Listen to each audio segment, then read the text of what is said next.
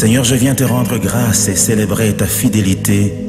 Toi qui il a plu dans ton amour de me faire accéder aux merveilles de ta grandeur et me faire jouir de l'expression vivante et puissante de ton intarissable bonté. Tu la renouvelles pour moi à chaque fois que le soleil se lève, car tous mes instants vécus sont un vrai bonheur que ton amour témoigne. Tu me fais marcher sur un chemin tout tracé, où ta main percée répand sur moi ton sang versé, selon le dessein de ta souveraineté.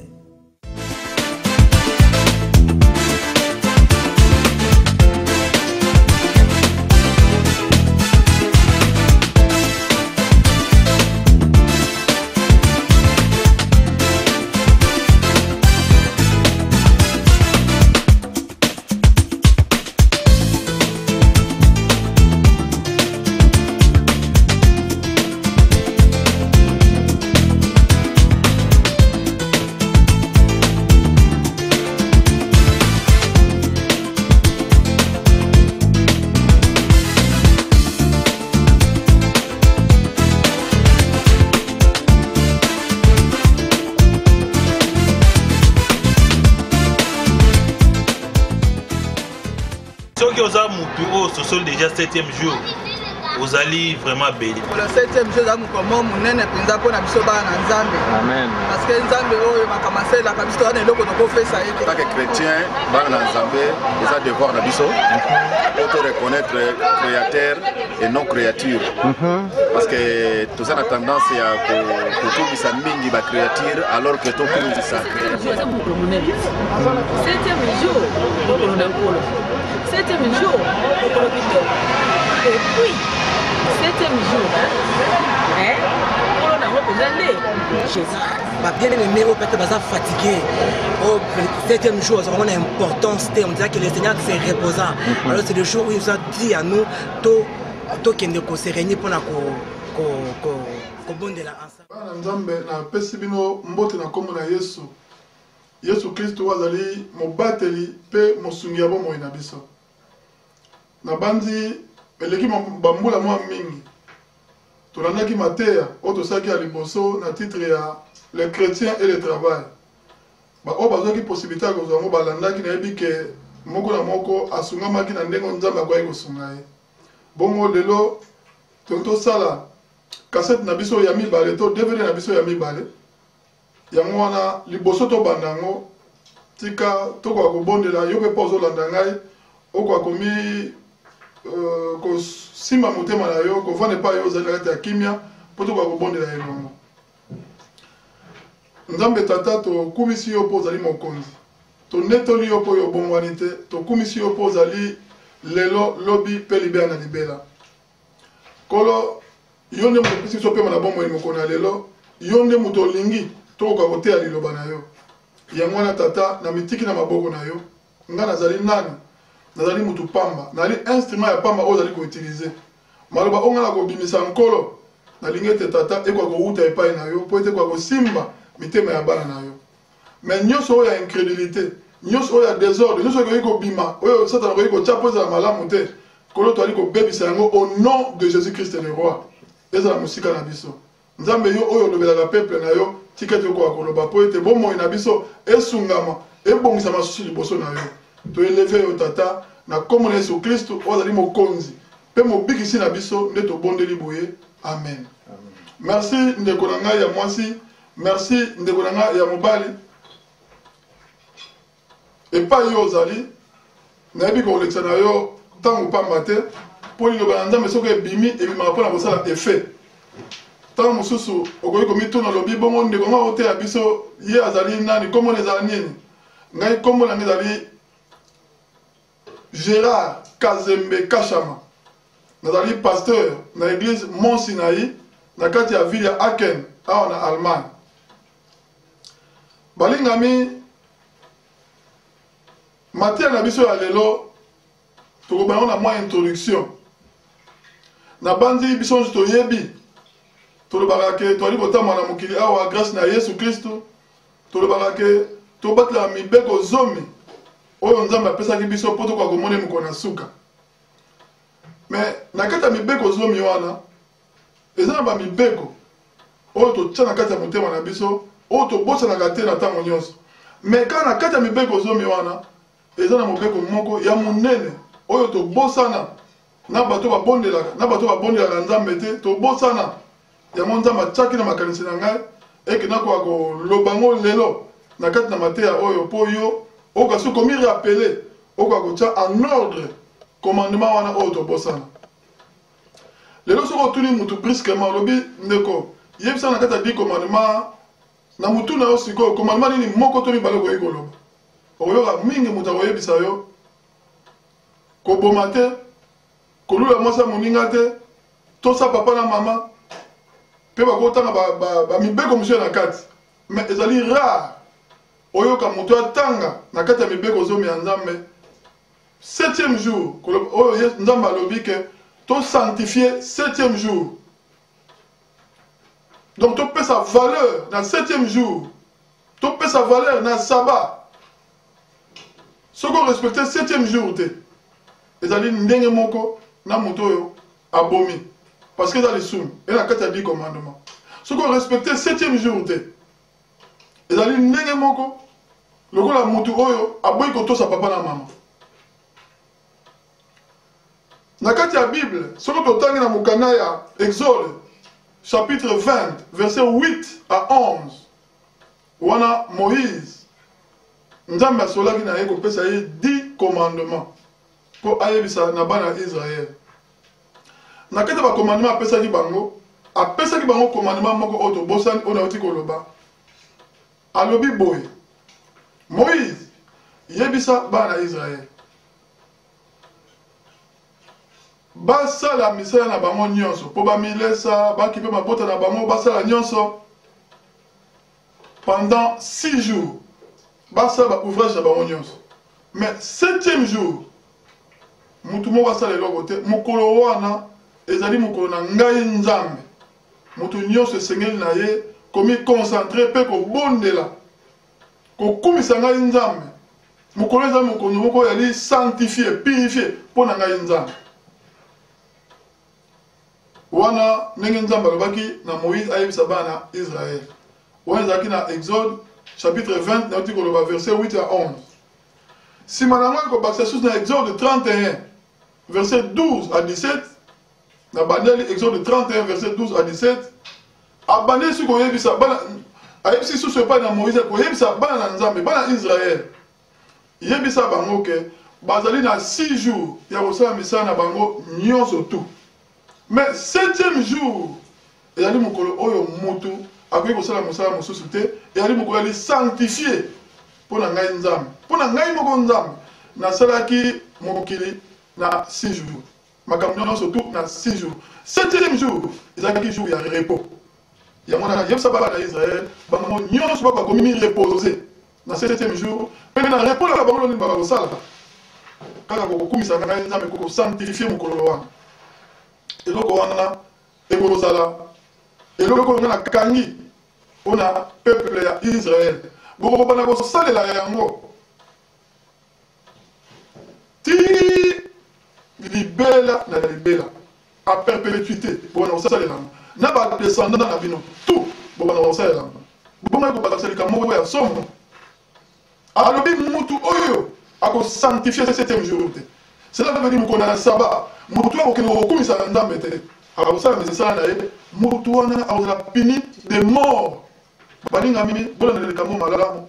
Nous avons puni l'église. Nous avons puni le 7e jour. Mais tu as le grâce aussi. Na tango ezalaki ndenge wana ozokokende kokumisa nzambe na 7e jour na jour ya sabbat bakoboma yango nomoni Yesu ntango ayaki azwaki baproblème ebele mpo nani baproblème azwaki mokoko na sabbat moto oyo miso ekufa ya fungole miso mokoko na sabbat aosala sabbat yango bato babaki mais comment 7e jour yali mokolo oyo tovandi mpona kokumisa nzambe pourquoi ye azosala bamiracle tozosala makambo tosongolo na 7e jour mpo na nini mpo mobebe kone evandaki na bango makasi na ndenge neke mokolo wana ezaka mokolo ya kokumisa nzambe mpe nzambe ayebisaki bango alobi mibeko oyo bokoyebisa ngo na bana ekokontinue ndenge wana mpe ayebisi bango mokolo ya 7e jour ezala oyambaki étranger to mokupa ya kati ya ndaka kuna yo et c'est dans un servant, on a un serviteur.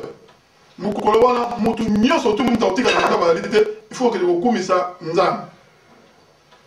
Ezali likambo na soli na bino et likambo na pesi bino kwa mobeko moko ya monene. Mais là on est to remarquer balingami. Okomona mutu ali komona grave. Soki mutu asali kobo, oyoka azo sali kobo, e kobo epekisa mina lobanzam. Soki mutu ayibi epekisa mina di commandant, mutu akoki koyiba te, mutu aluli akokolula te. Mais soki mutu akeye église te, bato bakokipe te. Nzoko bazoyeba te 7e jour. Eyali mokolo ya sanctification, mokolo ya repos, mokolo nzambe apemaki, mpe mokolo alobaki ke na bato na ye nyonso peuple na ye bakoki kosala eloko te kaka kokende kokumisa ye kati na temple, kokende kokumisa ye kati na église. Soki mutu akokende église te bato bazomona ngo normal. Nzokande eza lisumu lokola mutu aluli, eza lisumu lokola mutu aluli mwasi mutu, eza lisumu lokola mutu aboyi kotosa papa na mama. Yoka makambo ezoleka balingami. Lelo eza mawa. Okomona mutu akobanda lundi, mardi, mercredi, jeudi, vendredi. Asali ba misala na ye aza kokende kosala 8 heures du temps na mosala.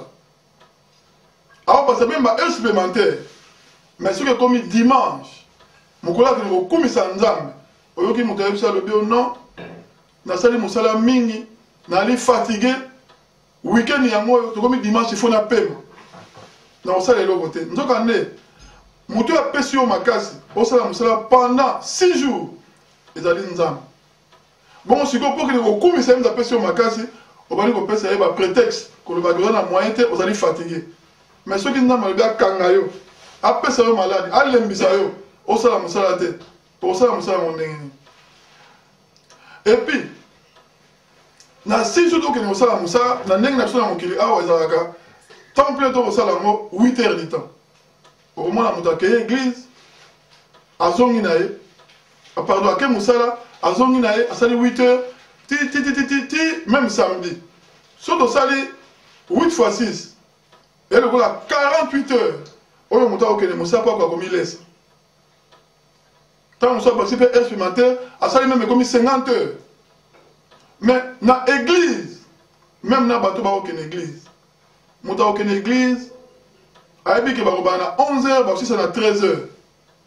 Et puis dans ceux qui 2 heures du temps pam. Alors que nzamba lobi bien que mukolo wana ezali mukolo na ngai bino fu beaucoup misa ngai bo sanctifier ngai.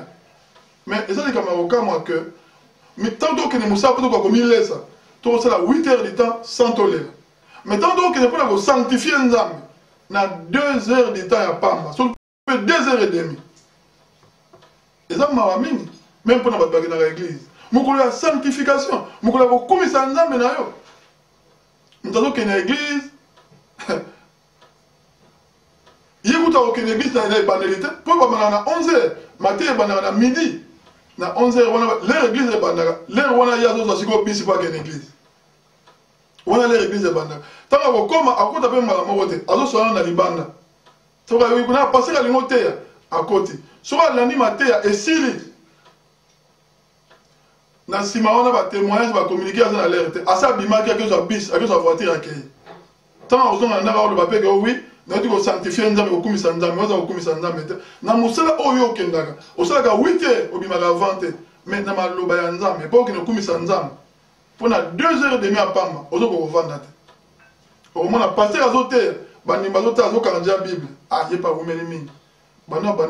Si ça a été, c'est tout ce qui a été ici la crainte de Dieu, c'est ça qui a été. Et ça bien, maman.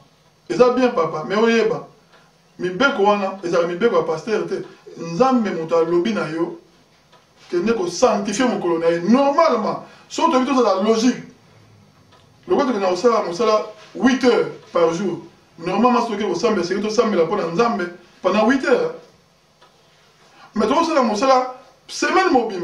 Maintenant, comme il y a 48 heures, toujours déclaré. Mais pendant 2 heures et demie à Pamba. Nous avons fait prière à Soukate. Nous avons fait annoncer l'église. Au moins, il y a besoin de bima.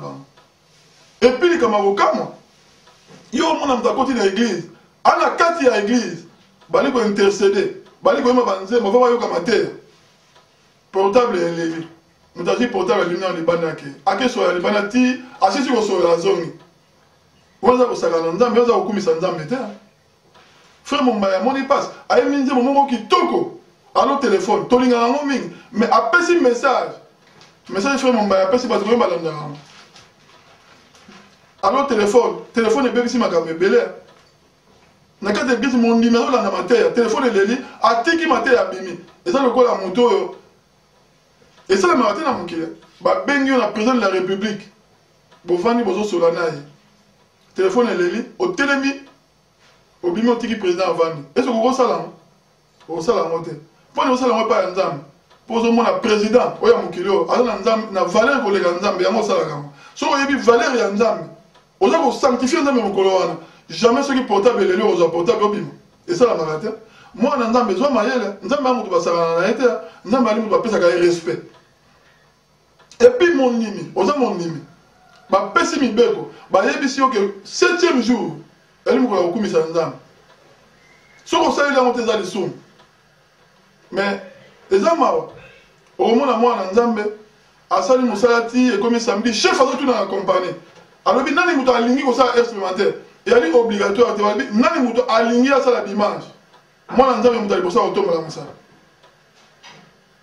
akotombola mosala mpo ya nini akende bakisa mbongo na compagnie azwa mbongo ebele eza bien mais obosani mibeko ya nzambe ntango ozokende kozwa mbongo ndenge wana okoke sa expérimentaire epai ya nzambe c'était un péché oza lokola motu moko obomi mpo eza na kati ya 10 commandement ya lokola motu moko oboyi kotosa tata na mama mpo eza na kati ya 10 commandement mais lokola bato olandaka yango te lokola tosala ide te masumu biso toyebi kaka ya koyiba kaka ya kosala makambo mosusu eza na kati ya 10 commandement mais oyo ya kotosa 7e jour toyebaka yango te yango naye korapele oyo molingami yo mwana nzambe oyebaka 7e jour ezali mokolo ya kosakana nango te tia yango kati na programme na yo yoka bible elobi ntango ozokobima mpo okende kosambela ata soki mopaya ayaki na ndako na yo ata bato na yo ya mosala kotika moto moko te bino nyonso bokesala nini bokende kosambela me makambo nini bato basalaka soki mokolo ezali dimanche mpo na biso tobenga 7e jour elo dimanche mpo tosambelaka mingi dimanche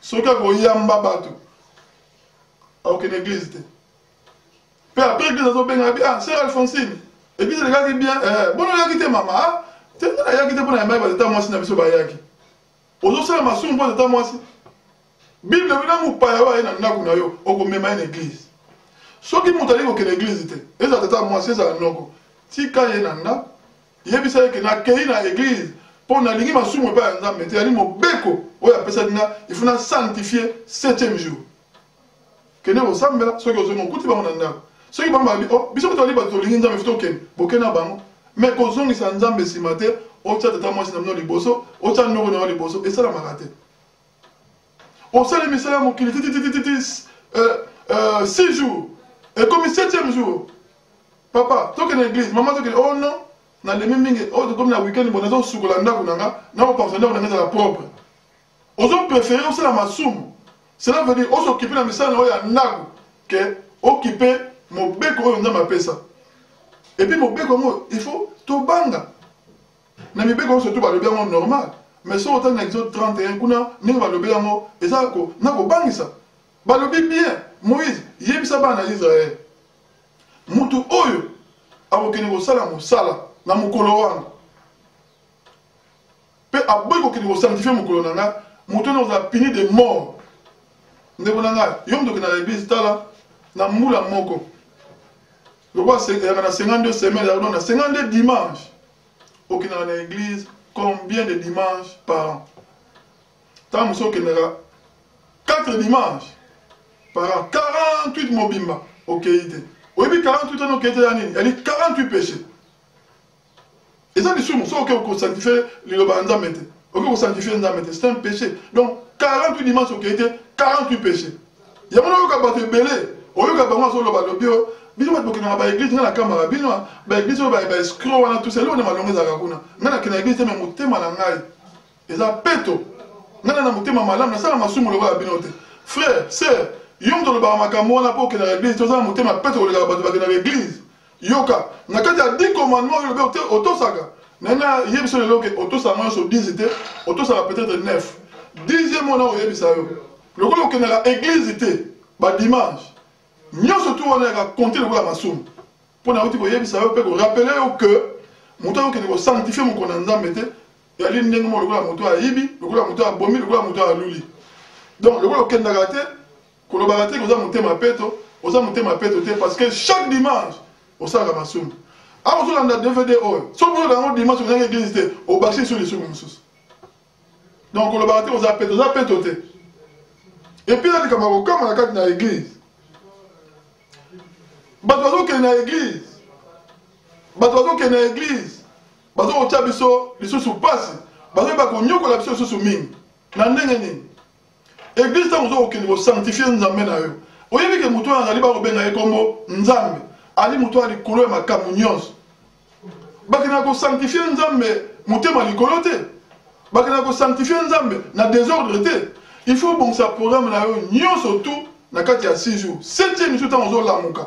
Na mwasi na ona bana na yo na ba koko na yo oyebi ke awa zo question ke na okumisa nzambe basala nzambe na mutema likolo te mate esi la noki obi mapoza na rendez-vous mususu non mutapo be na téléphone ndeko na ngaki to kutana poto ke nsala likambo somolo ozoyebisa na téléphone ke non lundi ti samedi mois de bona okene musala ngana mo so olingi to kene na matonge dimanche to okene ga dimanche ko sala bien po na za lelo wa sala te donc et c'est un péché. Mikolo surtout ya ouvrage na yo otiki yango pozo battre la musala na ko milesa bongo mukolo munza ma pesi mibeko pe mibeko moko ya grave que mutu ya kosala mote ba ko bomaye na temps ancien testament yo so ba mukolo wana nde mukolo keso ma ba periki na matonge et so comprendre na lingi ko rappeler biso ba bana nzambe likamoto sto bosana yango mingi 7e jour ya li mukolo osaka na mote ya li mukolo ya nzambe basala ka tebo na kanisa suki na yo mukolo ya église oh non pas dimanche na lelo osala te na ke kanisa suki na non dimanche lelo osala ezali mukolo na nzambe soko kei ko sanctifier nkolo te oza kati na biso eza mawa batu mingi 7e jour bazo na kwali kama osaka et puis boye babalingami oko remarquer loko moko biso ba to ali ko sambe ko ko fana bien na mwasi na bana tout ça soki eko koma weekend et comme permet de boker l'église au moment où on pas mes bimara moi décision mon kena moi si bon pas aso bona kena l'église tout ça yo to kasi ali normal nous quand même ta chaka biloko wana ya l'ennemi Satan le diable bozo mo buna weekend pour boker na kumisa nzambe te mais bino motaka mokate ya ngwana tant to komi permet na weekend au sambela déjà multiplier ba prière na yo pour nzambe abattre la bino boza na esengo boza makasi boker na sanctifier 7e jour balinga mi 7e jour yango la osaka na mote eza mokolo monene oyo biso so senga to fana kimia to ko takata na ba temple to ko takata na église ko kumisa nzambe na biso po ya lobi kaka bino moko te e boza libia na libia na bana na bino ba koko na ba desana nyonso boye biso que 7e jour eza mokolo na ngai mais pour année biso to ko to sa te balinga mi lelo 6 jours eza ya biso 7e jour ya nzambe tozo boto la mo lisusu mais tala muto asali biso malamu alors bien la peste bino bozo 6 jours bozo akabeli biso 6 jours ya tuka mokolo moko pamba mais biso en tout cas ba méchant na mokolo kaka moko ya zo to boto la mo lisusu donc yebo nda mazo na yelo wote molinga mi zonga na nzela molinga mi micha en ordre tika makambo ya onga na kinana ngi bona ngai moko mobali na bana etali bango so balingo ya te non tera ba malé meti ba landa yo parce que ba lobi bible lobi batu wana oyo nzambe azoyebisa makambo bakende na église na ndako na bango mobimba noba soki bango baboye mais soki balingi lakisa bango bizali ya malamu pesa bango temps pesa bango possibilité bokende na kobondela bino nyonso kotikaka bana te oh non moni bana poto papa ah bo balinga makambo ya nzambe mwana poto azalaka te bana nzambe mzatina na poto apesa biso bana te beaucoup tika bana désordre te bamba linga bango église te ozo sepela pe kolobake bamba linga bango église te bamba linga bango ba fête mais so balinga église balinga ba fête ali faute na mo bote o laxi bango nzela te a ozo la nanga banda ko laxa bana na nzela baye ba ko glorifier nzambe na 7e jour molinga me 7e jour to kende na kati église to kende boso ya nzambe eza mawa mingi eza mawa so mtao kende église awe batina o kende église te tozo kokende kokumisa nzambe na so kokende koyoka mateya ya nzambe mais so kokomi na église mama papa lata ndenge moto alataka ozokende na présence ya nzambe okolatela otibilama moko ya ndenge ogunzami boye suve time ezomwana na nsima Moutaki oyo azoki na kumisa nzambe. O vana bo bilamba surtout ba mama. Elamba ekanga nzoto yo mutu amuta munene. Awa. Soko kuna mi tolo nyoso libanda. Eba na kumisa nzambe nengwana. Nzambe ali impoli te, nzambe ali poli. Yo mutu okina kumisa nzambe tu dois être aussi poli. Là t'as d'une manière décente, surtout ba maman. Même ata suki yango zo maman. Ça suki ne ba sala suki ya malamu. Suki oya mwana nzambe azo sala. Pour que nous commissions ensemble, il y a des gens qui n'ont pas de oyo, ba na ba boîte de nuit. Non, moi nzambe na suki na ye, na elateli na ye, tant azo kota je ba na présence ya nzambe na ngai. Ba na ndanga nzambe ba bilata la tate. O nzambe ta akaka motema. Nzambe ta akaka motema, nzambe ta ola tate. So yo lobi ke nzambe ta akaka motema, nzambe ta ola tate. So yo lelo ina église, ngai pasteur. Babenga na côté omoni na matini boso na pyjama na te o lobate na o bona bike non tika passer te na pyjama passer na matala motem so na liba ndeko tonto intercéder siko to kanga misu mnamta so position ya lingi allez passer à ngoli be matel na sous-vêtement tant yo otala bo o vana na église wana o lobate na matala motem di nza matala motema eza na contexte nango nza me patala ka ndenge mutu azali eza pe na lolenge nango poto ali bato bible lobi la nature ne vous enseigne tel pas. Sur le côté de l'église. Et ma mamie, mutu musu so allons que l'église. Biloko ya lati. Au cas où comme dans la piscine. Allons que dans salle de bain. Non, ma maman, surtout. Vous ba ko sanzam. Lata na ndenge mama lataka. Lata ni sera lataka kende ko kumisa nzambe na. Papa pe. Lata ni papa lataka. Kende ko kumisa nzambe na. Kata coiffe ya malamu. Au comment tu as coiffe, au comment tu couleur, ce qui a permis de nos paroles dans ma neuf ou au dans l'église. Mais il y a un dans l'église. Et ça passe à aucun salle à cirque. Il y a des fois, l'église est à fois. Bon, ça m'a neuf ou bon, ça ceux qui n'ont pas. Il y a un n'engagement dans l'église. Aujourd'hui, dans l'église, moi, mon bas, n'a pas de moto. N'a pas de camarade. Il y a un même ami conduit, soit dans l'église, et continue à voler. À autant normal, pas n'a échangé. Pas évidemment qu'il y a une présence, il y a un homme qui a commis ça. Il y a un homme pourquoi. Tenir, il y a un homme dans l'église. Il faut la tenir mon gars malam, ou il peut le coup mon ensemble, peut ban ne pas mon aïe, mettez ma moelle kimia. Que le bâtiment nous matala mutema, nous matala gandoto amuté, nous matala gandoto amuté. Atala ga mutema. Si on matala ga mutema, alors tu es ça va sur dimanche koki, mutna mutaya, na le lenga lingo ya. Bon mon arrêté pas jouer. A jouer pas que beta bal. Bazan va tenir na bango. Pas égal au bêta bas. Bah pilote, au moins on est balade à la test de l'air. Aïe, qui annonce la moussane, va la tenir avant malade. Bon, au moins on entend nous en tenir. Au Yaga, un nègre, Moutaouya, Némona, n'a pas des ordres. Et ça passe ming. Toi, quand tout ça, les camons, pourquoi? Et les camons, très très important. Toi, la propre dévotion à Nzambe na biso. Si quoi, bah, toi, ça la nine. Bande goming, oh non, ma cambe biso, on a les garangotés. Makambe église en tout cas soko otali yango ba premier ragaton na kati ya église ngana okete nzambe alobaki ke to sanctifier 7e jour to ke ko commissaire nzambe ayebaki ba premier ko na kati ya église ayebaki yango mais eloko moko ko empêcher mutaki ko sanctifier moko nzambe te ko ba premier na kati ya église tant mutaki ko na kati ya église azokene mpo na nzambe na ye o na bokene te ngana ofana ngana ndako nzambe ayebi kaka motema na nga amona nga epai na bondelaka nzambe moko ayebi soki ndama yebi mutema na yo ok non église te bon mibeko ya pesa on pona nana pe on pona banana tango Salomon azotonga temple est-ce que vous voyez que ça mena ndako te pourquoi pas otonga na banza biso mo to lobaka oh Pierre na Jean ba kutana moto abuka na makolo libosa temple azali ko senga mbongo ba bondeli pona ye atelemi akomi ko tambola mais tanga verset na malam okoyoka balobi ke zaki l'heure ya prière Pierre na Jean bazaki ne prière mais pour les prière parce que nous avons asengi batu 7e jour bakenaka ko bondela elongo bakene ko sanctifier mukolo wana bakene ko la presser na église te mais bakene ko vanda ba bondela nous avons dit que bandako ezali mais so ka sala etonga ayebi tina nini ya etonga donc le bateke yo ngana kana na église te tout ça et puis batu mosusu le mo ba osala mabe oyo ka soso ba mo ba mona te ba église na bango wana ekokauka tokotala bato bakozala te na badimi balukaka wana bakomona bana bakopesa bango wana molingami so tozoteya yo osanctifie 7e jour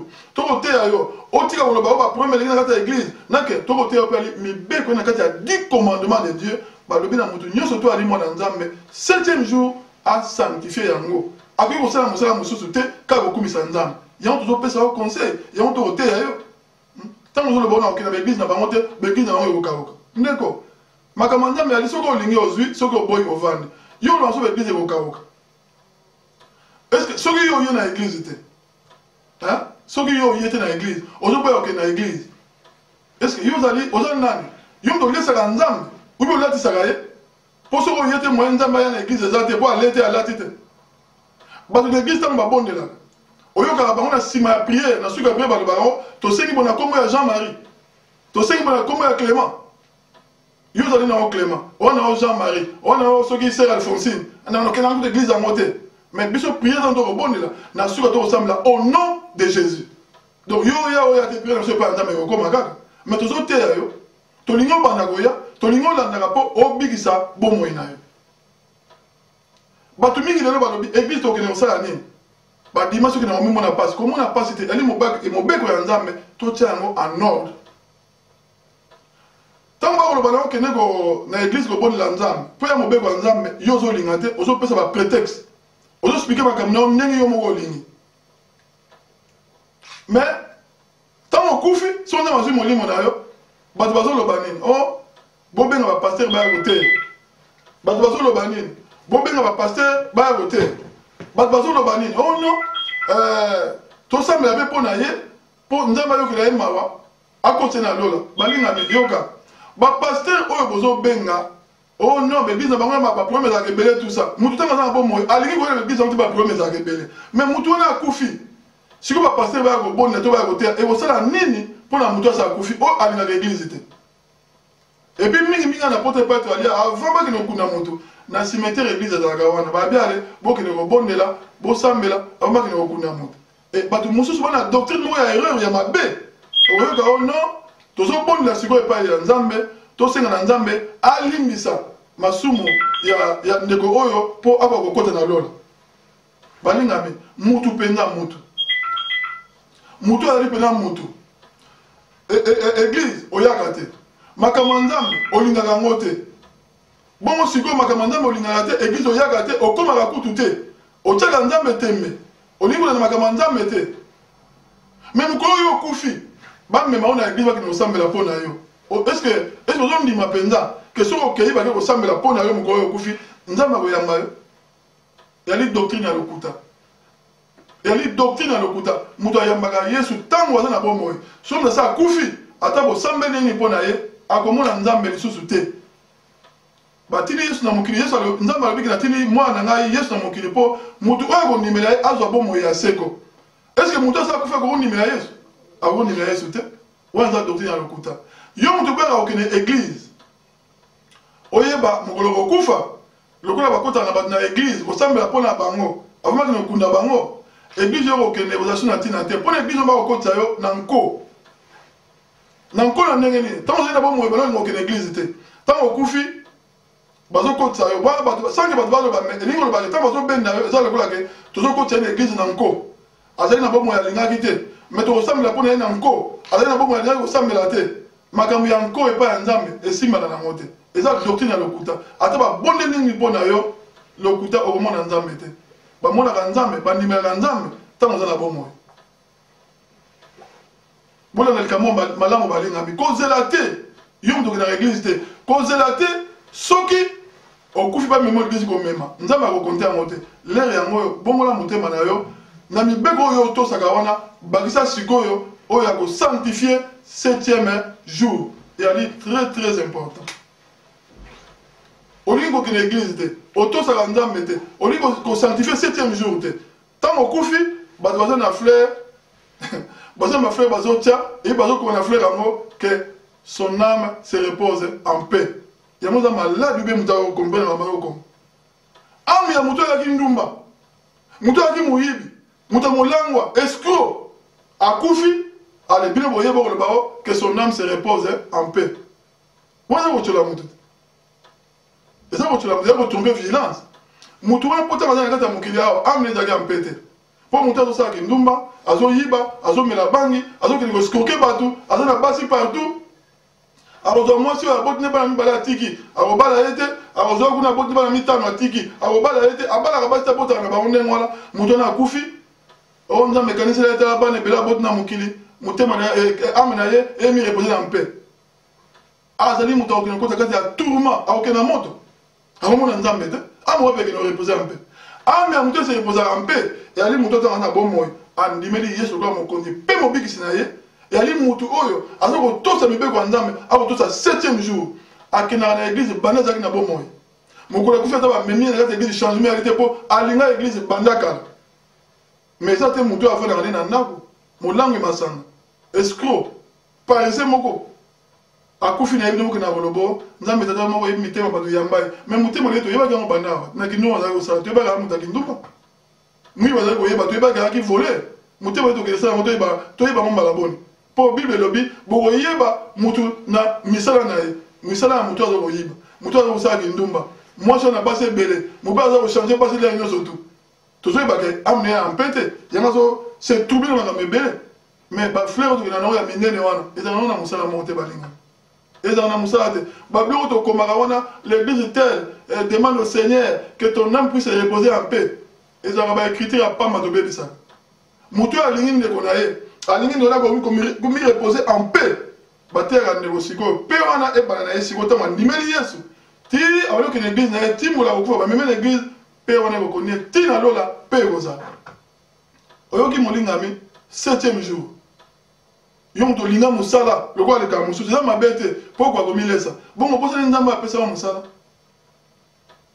ntango bakosenga bayani balingi kosala dimanche tika biloko wana na bapagano bakende kosala dimanche yo te soki oke kosala mosala dimanche eke ezali obligatoire te oyebaka liboso ya nzambe c'est un grand péché kobosala eloko wana te et puis ozwa na kati église frère ozwa na kati église ozali pressé pourquoi ali pressé oza pressé mpo na nini priere asuki wana esili te oso bani na kobima obani kokende est ce que na compagnie mpa okende kobimaka mpe ndenge wana nani mosala esili te bachef bakosala obimi okende nayo omoni donc opesaka importance moto oyo obangaka mingi koleka obangaka chef accompagne na bino nzambe obangaka ye te alors na priere na otika kolobaka yo nzambe aza monene lobaka chef accompagne nango oza monene koleka nzambe mpo obangaka ye yo obangaka nzambe te obangaka nzambe te priere esili nanu te oso obimi priere kobanga na 14h yo ozwi na 14h50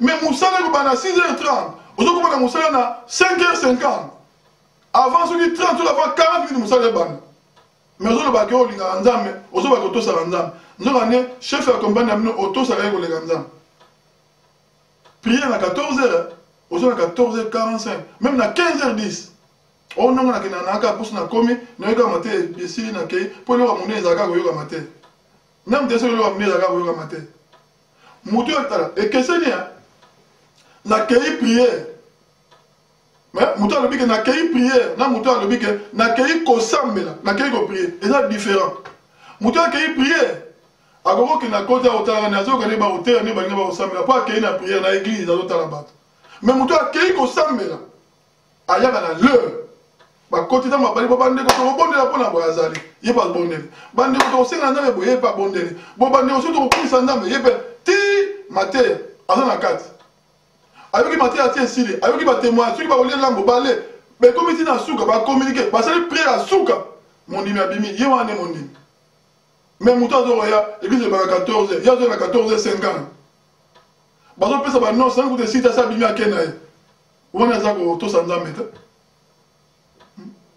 mobali na yo fiancé na yo soki bofandi bozosolola ozalaka fiancé na azoloba bon namonaki dimanche oyo soki priere esili tokende ya bakoko na Hollande tout ça ntango azoloba ndenge wana ale yo telemi otiki yake otiki azoloba yo ke esalamaka te esalamaka te oyebisaka mama surtout très bien que non papa tala tokosala boye fiancé nanga tokosala bokosolola te na suka mais mpo nini ya nzambe olingi ekatana pourquoi oyo ya nzambe yo olingi ekatana mpo na nini vanda kati église kende lere église ebandaka tika kosola libanda tika kota église na retard Tout ça nzambe.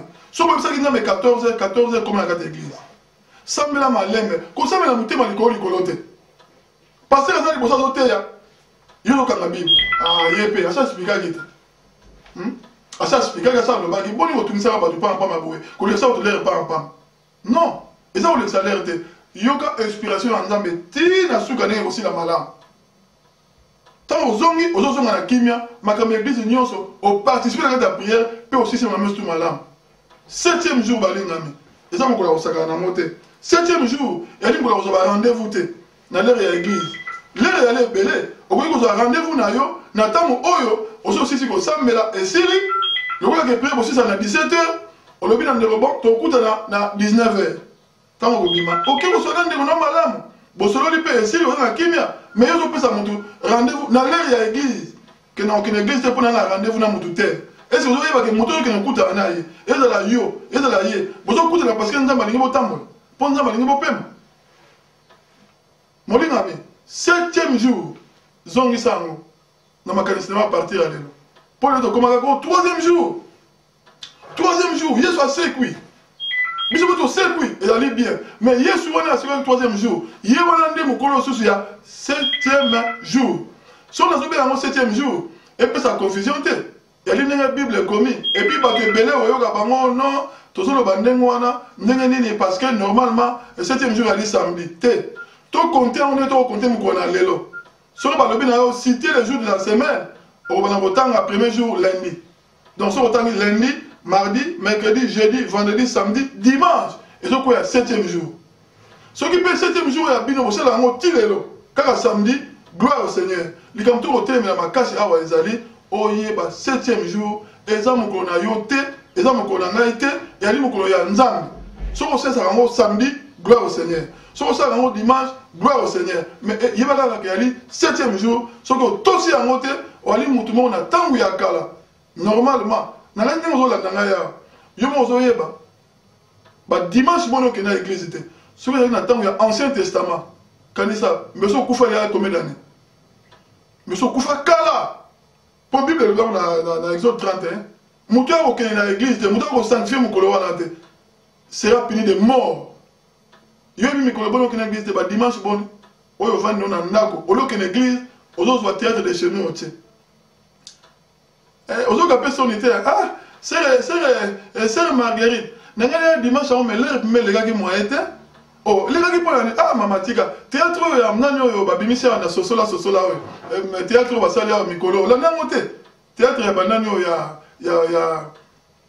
ya bajani olani théâtre mon kitoko maman soko tali ne ba nyokoli mwana mwasi wana moi été moi na mwasi na boko na ndaka maman wana mais maman ninga nyokoli mais na sima ko bala mokonzi. Si vous avez comme la suite, na moi pour la 4 mois, na suite 3e partie. Et connaissez ce qui c'est le théâtre qui tombe maman. Na tala l'air boya, to bana 14 to 17 ans abili kamte, nzambe aga nzambe na keta dimanche asim. O sali ni sumo ngo munene. Ya le ko boy ko to sa maman, ya le ko bomi mutu. Pour na kati ya 10 commandements. Que ne ko sambela nzambe, luka mokolo mususu, luka tango za libre pour otia makamino ba théâtre ko ta to le kamususu. Nzambe ali mutu basaka na yete. Si on a le but de sanctifier mes collègues, tout le monde est descendant à biso parce qu'ils ont mon naine. Si on a un côté de marqué, mouton a sanctifier sabbat, mouton a sanctifier 7e jour, mouton a allé punir des morts. Il ne faut pas bomber. Cela veut dire que nous sommes en plein mot à ma casse.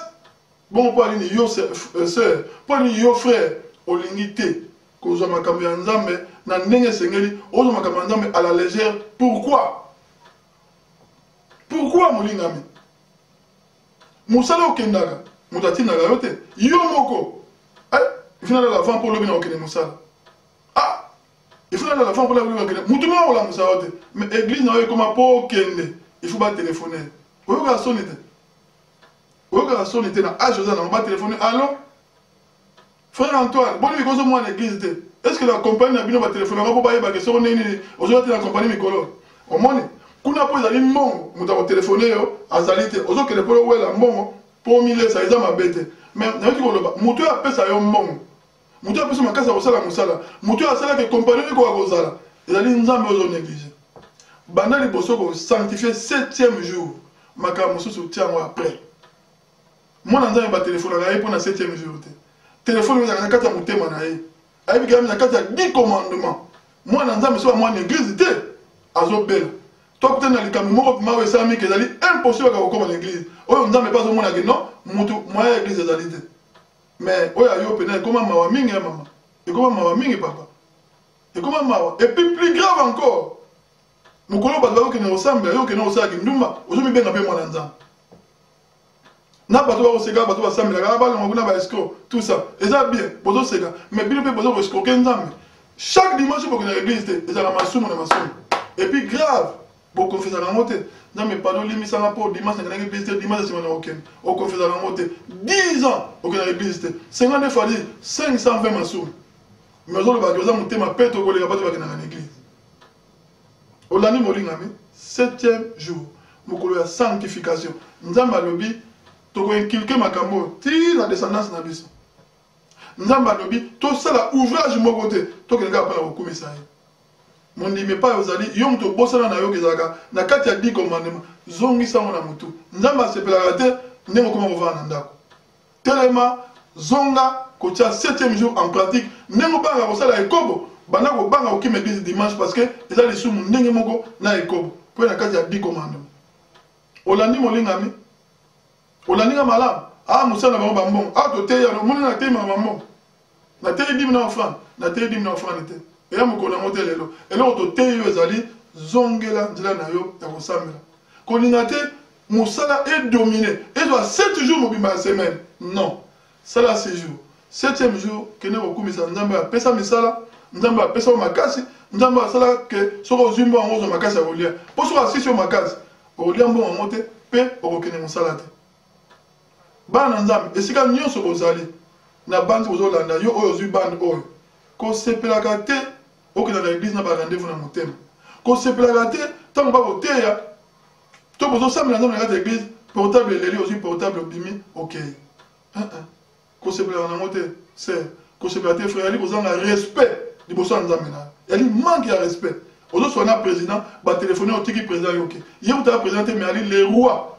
des rois les rois des rois église ko mpe kosaka na mama oyo ta bilamba na ndenge ya désordre papa bilamba na ndenge ya désordre ozokende kokumisa mokonzi na yo oyo témoignage nini ezopesa est ce que nzambe mpenza akosepela na yo na ndenge olatelaka mata koyaka na église na kati ya église bato azomona miso te maleta ya mwindu na kati ya église ezali pa ya banditisme ezali pa okende kosambela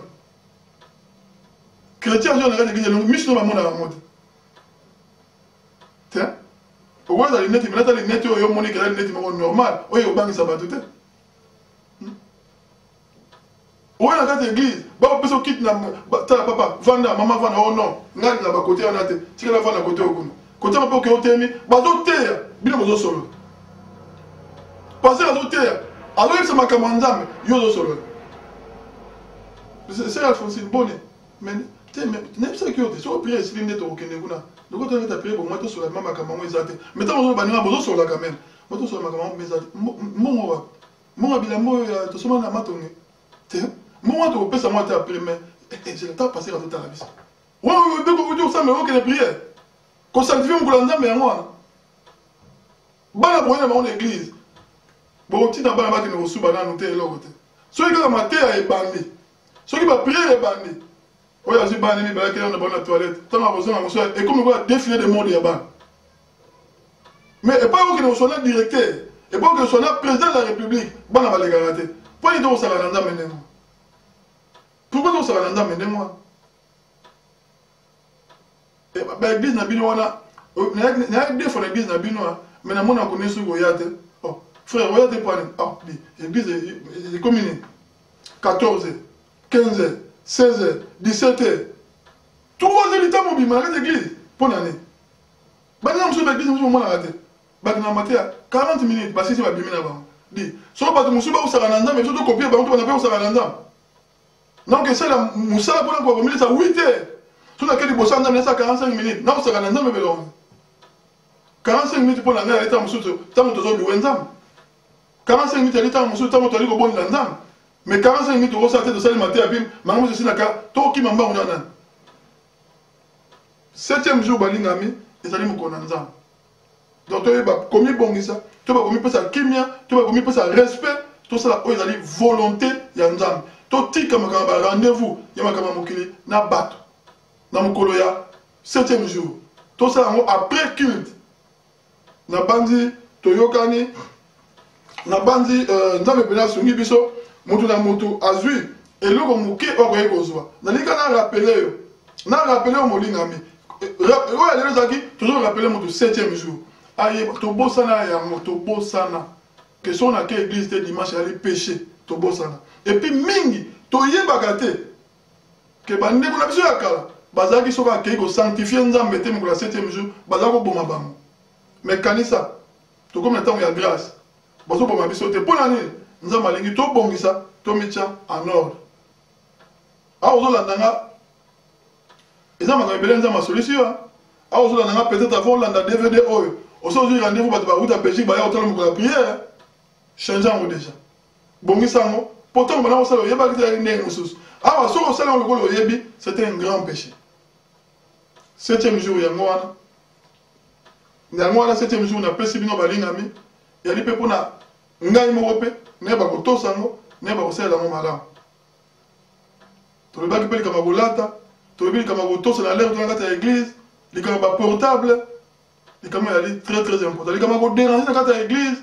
Toke bana mpo ali mokolo to ke ko kumisa nzambe nzambe ba kumisa na ba blague te ba kumisa nzambe na ndenge esengeli pona yo to bino bande ko ngai o bokina na église te no te ko yebisa bino ata soki bo lobake bino bo sambe bona bino bien bokina église te bo to sala 10 commandements ke biso to na église na yebisa onde ko nzambe pamula po te o to sala déjà 10 commandements mais baksa 9 commandements 10e e kokasiko e ko kokandenge ni so bano ke na église. Surtout que cela veut dire autour ça 9 commandements. Mon commandement, il y a sanctification 7e jour autour ça monter. Aux autres toujours dans ma sou. Bon, ça tiens en ordre pour nzambe akwa ko sepela nayo. Na bandi to solo limingi. Oyo moke nzambe tchaki pona ko websa bino bande konanga yango wana. To yeba eke so ko l'église de dimanche eza les soum. To yeba pe komi préparer. Mon dimazo loba lobi. Frère Baptiste, tu as dimanche de l'église. Ah, na yebina nous te sur na oya parce que dans le programme mon dimanche na yebina nous te sur na oya. C'est le là. Frère Baptiste, dimanche au to sanzam. Ah, na non te sur na to sanzam, tant na osa lisum. Donc mon dimanche préparer tant osa lisum. Mon dimi li kamya 7e jour et vanda 4 na mutema na ye.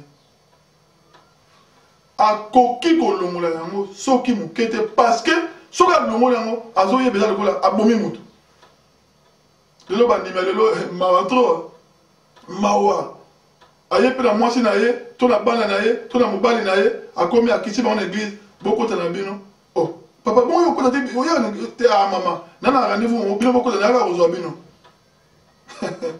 eza ma mingi ya mwana oyebi kozanga koyeba eza pasi ya kokufa penza.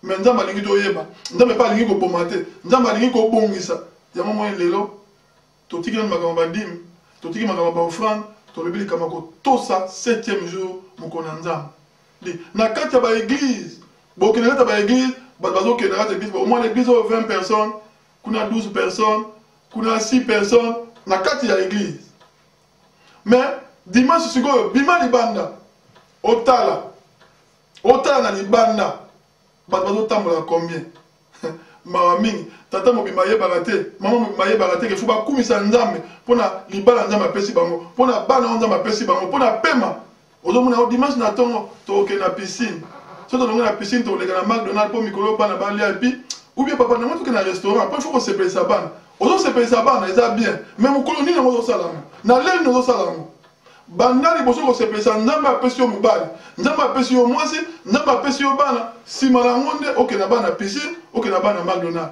yo mwana nanu te bato bakendanga ebele na baplage kosukola bakendanga ebele na baplage kolekisa bavacance ntango mabele ninganaki ntango mbongo esali bakufaki combien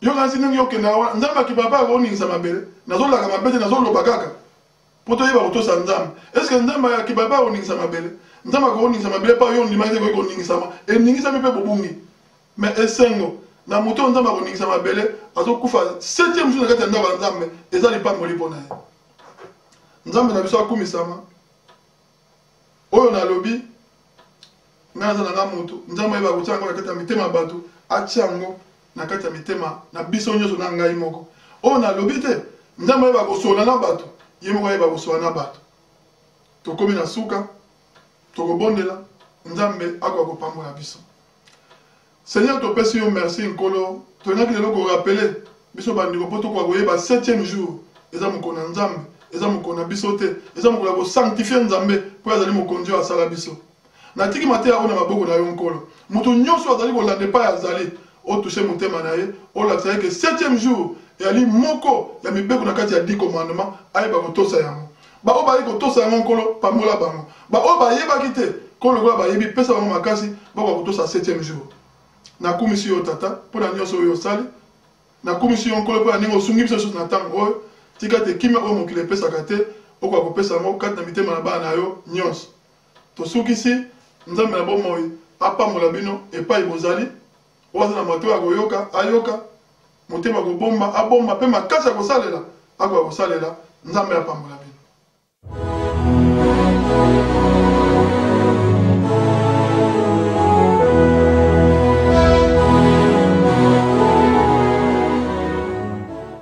Bonjour papa, namoni ozali moko kati basali kati na église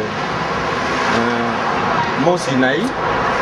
Alors nalingi natuna yo sur enseignement oyo bino bozwaki sur 7e jour.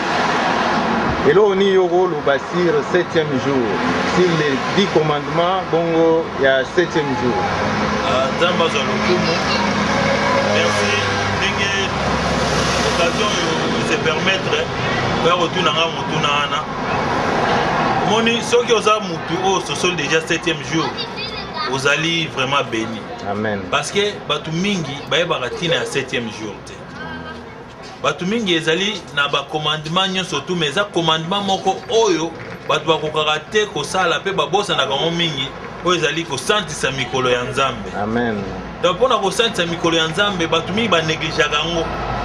Mutu aki komona ke no 7e jour malamu afanda ne na ndaku na ye parce que alobi ke no ata na ndaku akoki kosambela mais eza malamu mingi koya na église mokolo ya 7e jour mpona kosantisa kombo oyo ya nzambe oyo akela biso donc 7e jour ezali mokolo oyo kolo na biso ayebi yango ke non bana na nga basanganaka mpona kokumisa ngai mpona kokumisa kombo na ngai donc ezali te ke non mutu oyo asalaki mikolo ye moko nde aponaki 7e jour donc yo mutu na mokili okoki kolongola likambo wana te parce que ye moko le seul Dieu créateur oyo asalaki mikolo alobi santisa mikolo ya nzambe donc respecter 7e jour donc respecter mokolo oyo ezali ya lomingo mpona okumisa nzambe wana. Mama namoni yo mama José yo ozali moko kati ya Mont Sinaï.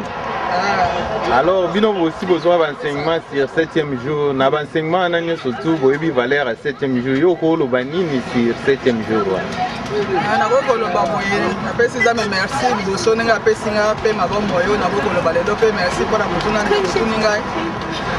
Kai na lo ba moye mukolo 7e jour za mukomo munene pinza pona biso ba na Nzambe. Amen. Parce que Nzambe oyo makamasela kabiso na eloko to ko fesa ete.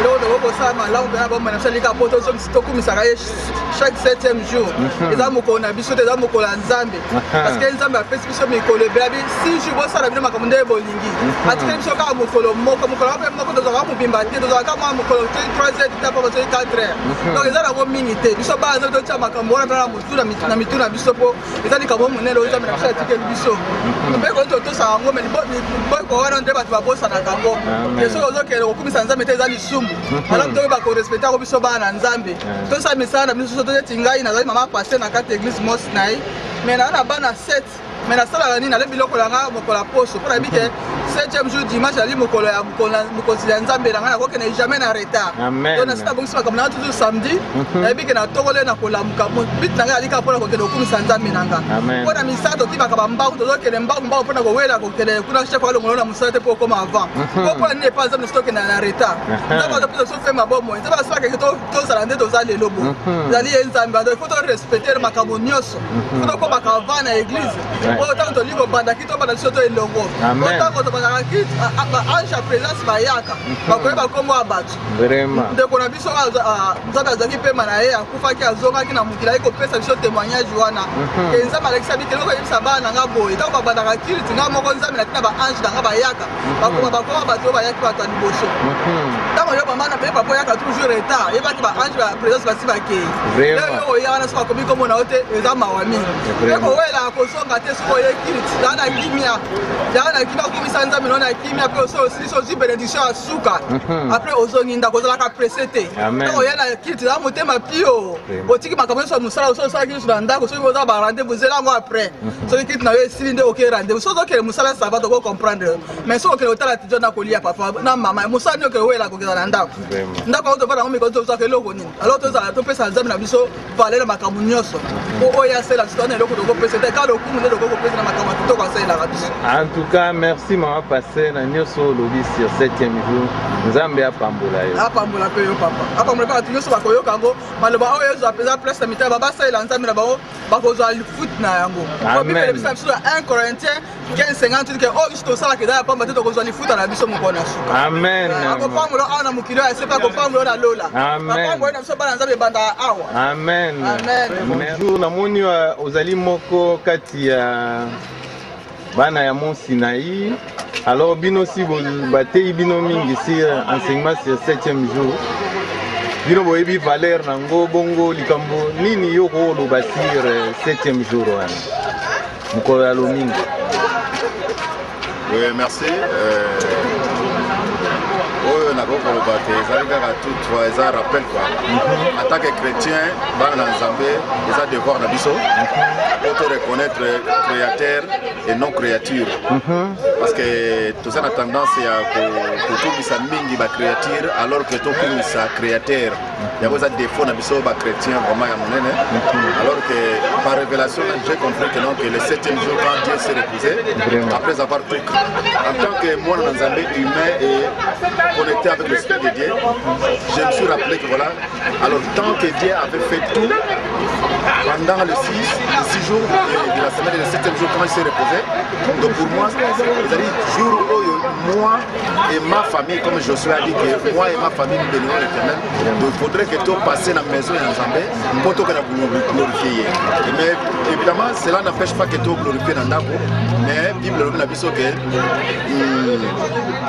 que là où 2 ou 3 se réunissent, Dieu est là et il déverse ses bénédictions. Donc dans les assemblées de juste, c'est là où Dieu fait des grandes choses. Alors, nous avons un ingrate, il y a moi qui s'est engagé à non,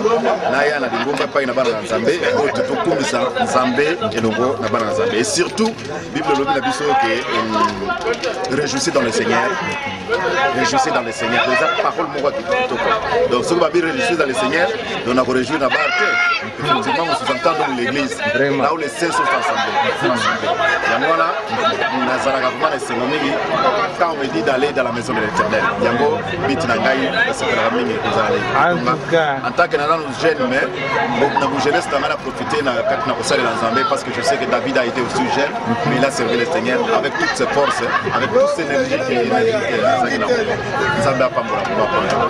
Mama Marie Mbote na monio uzali moko kati ya bana ya ba mama ya Mont Sinaï. Alors si bateya bino sur 7e jour et bino boyebi valeur yango pe en tant que chrétien né de nouveau yo ko yekoloba nini sur mokolo ya 7e jour wana. Papa, le 7e jour ça mokolo monene. 7e jour mokolo na nkolo. 7e jour mokolo bito. Et puis 7e jour hein on a nzambe Jésus Christ. Amen. Yango wana nde 7e jour mpona nga. 7e jour mpona nga tuba eza mokolo moko oyo nalingaka kozwa yango lokola lisano te. Mokolo nzambe na biso apemaki. Mokolo nzambe na biso oyo tolinga kopesa mpenza importance makasi ya komona ke tokende esika moko biso nyonso tondimeli ye oyo biso nyonso toza bana na ye mpona kokende kocelebre nkombo wana. Amen. Nzambe banzambe. Vraiment. Amen. Mama nzambe apambola. Mokolo kitoko, mokolo na kolo. Amen. Nzambe apambola na nyonso olobi sur 7e jour vraiment. Sœur Angèle namoni yo awa owiti koparticipe na kilt ya dimanche.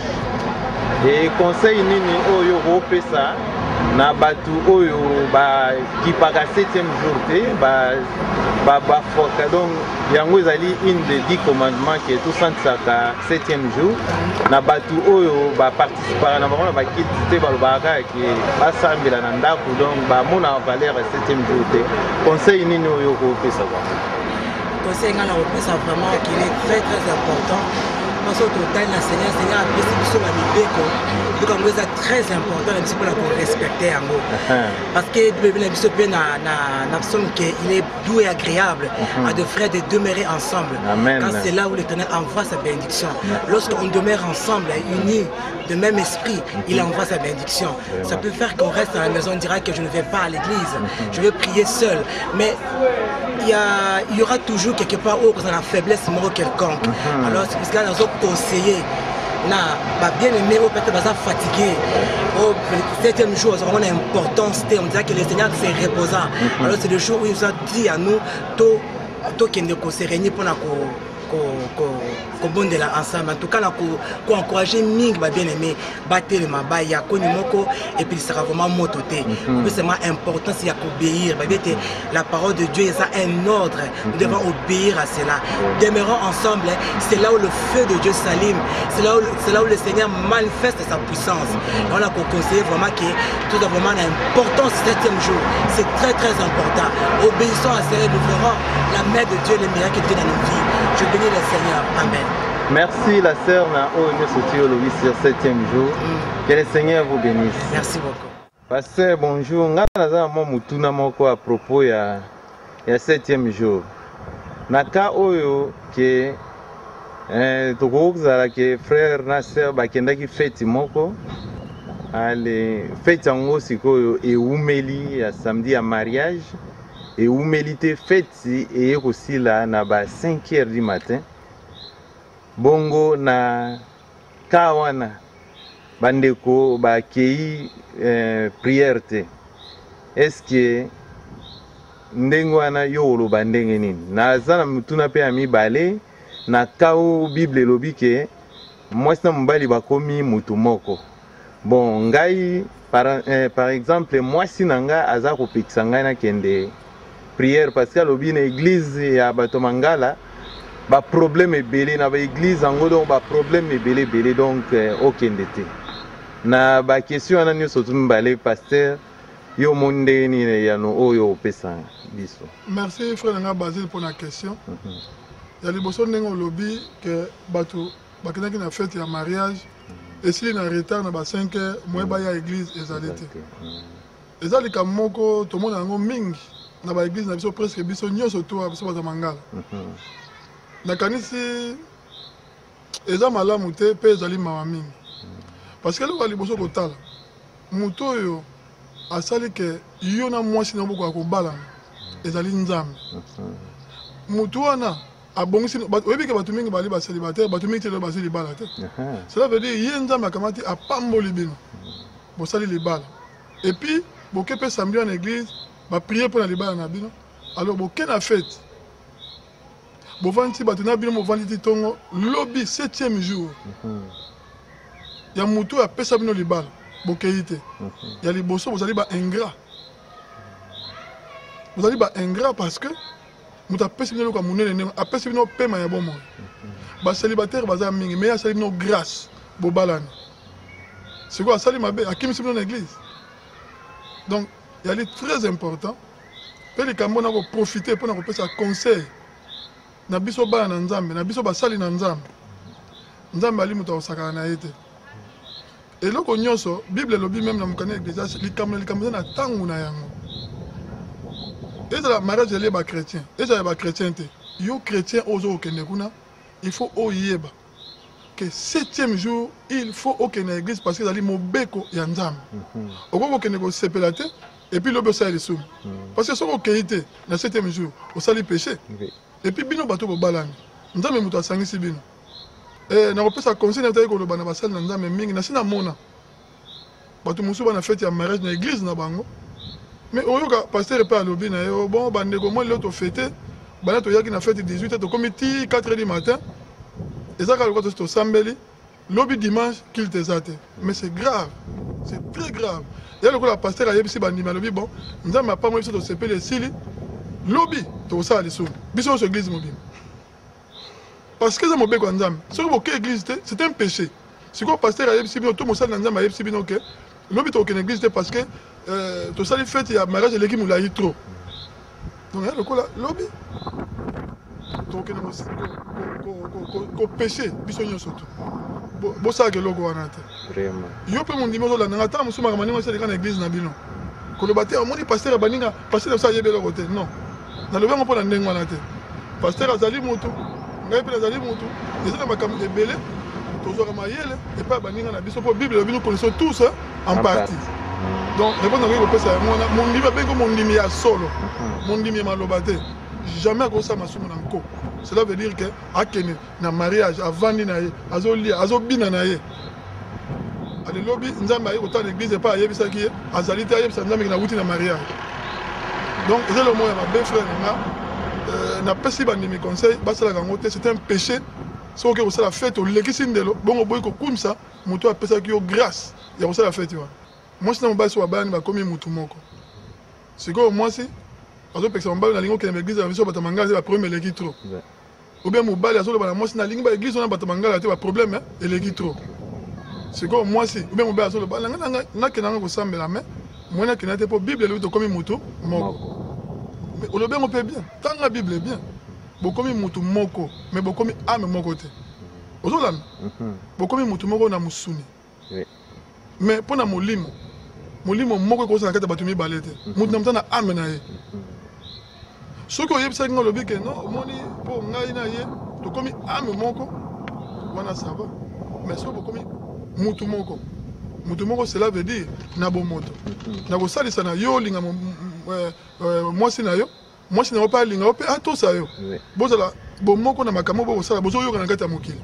mais likambo ya ame ezalaka na libala te likambo ya ame ezalaka likambo ya mutu na mutu ezalaka te ke likambo ya mpo tozali bato tobalani tokomi mutu moko ndenge outi koloba bongo sikoyo nde ale yo opekisa nga olobi nga mobali na nga akende kosambela te nga mpe navanda non parce que mobali bokuta na kati ya mokili lobi mobali akoki kokufa yo kokobala mobali mwasi mosusu mwasi bakoki kokufa lobi mobali abali mpe mwasi mosusu libala ekufaka mais ame ekufaka te ame ekendaka na lola na mutu andimi te ame na ye ekendaka na moto ozolanda donc mutu oyo mwasi na yo azopekisa okende na église oube mobali na yo azopekisa na ekende église il faut kokeba ezali na mutu moko te azali oyo soki abali mwasi abali molimo na ye non soki obali mwasi obali nzoto na ye obali molimo na ye te okoki kopekisa mwasi jamais akende église tout comme okopekisa mobali jamais akende église mpo libala esukaka awa na mokili ekendaka na lola te conseil na kopesa na bamama conseil na kopesa bapapa soki yo olingi nzambe mwasi na alingi te okendaka église oube mobali na alingi te okende église komisa likambo wana grave bengisa famille na yo na famille mobali na yo botuna mobali na azolinga te okende église pourquoi soko mpe na koti ya mobali mwasi moto azoboya mobali akende yo mpe mobali bengisa bafamille na famille ya mwasi na yo mwasi na yebiso ntina nini okokende église te parce que kopema ozopema nzambe moto apesi yo na église okokende mpo oyekola makambo ya malamu mpo obongisa bomoi na yo ame na yo liboso ya nzambe azopekisa yo pourquoi papa yesa likambo wana grave mama yesa likambo wana grave bengisa famille mpo tozala na bitide ya mabe likambo oyesa grave yango wana parce ya likambo bomoi toyesaka yango grave te likambo toyesaka grave ezali soki mwasi azopesa mbongo akosomba bilamba te yango nde kobengisa famille soki mwasi na mokwana bosani kolambela yo yango ne kobengisa famille mais likambo ya âme so bapesa okende église wana kobengisa famille te olobi yo nali soumise ono toali mutu moko na mwasi na ngai donc keba bato mingi babala bakufa basi babala mibali mosusu na nsima mibali mpe babala basi mosusu na nsima âme eli ya mutu na mutu basangisaka âme te nzambe apambola bino. Merci pasteur.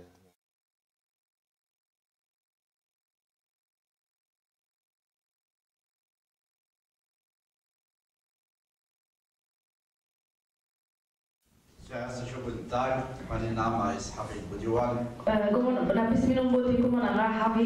Ich komme aus Marokko und ich arbeite bei der Stadt Aachen mit Kollegen Pastor. Und ich habe eine Krankheit bekommen. Das ist eine Schilddrüsenkrebs.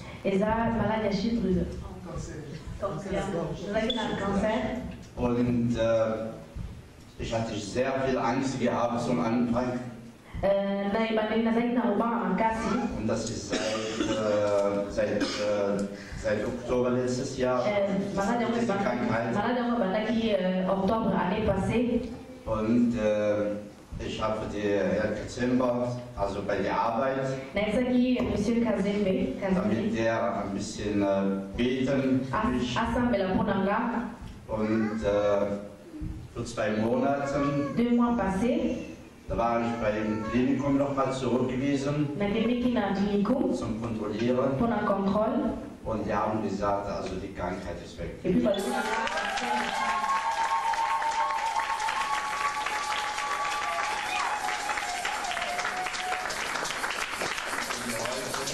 bin ich sehr froh, als ich hier gekommen und freudig.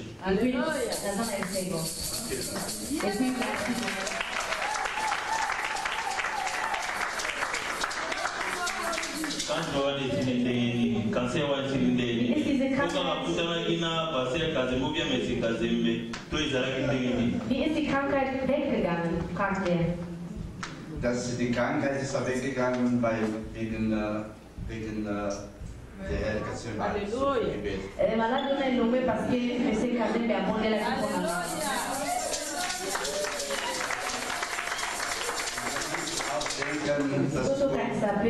Das Gott immer da ist.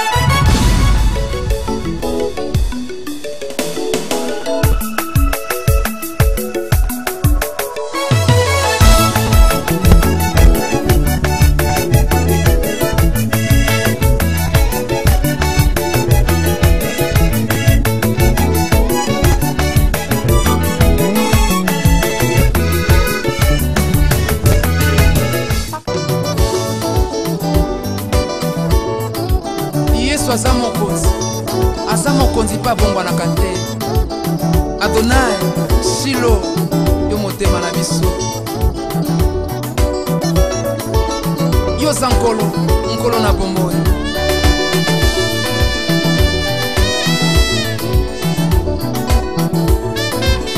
Clarisse Ngombe okumisa nkolo te obinela ye te po aza malamu mama Mireille Banza o Junior Kadia Zamba pambola yo Musa Kitoko na bosani te David Mbelenga na Papi Kibala tikete nzamba tombola bino lisusu haleluya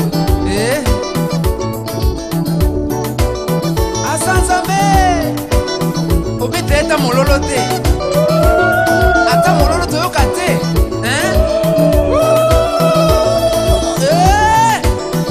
Sasso de la rumba spirituelle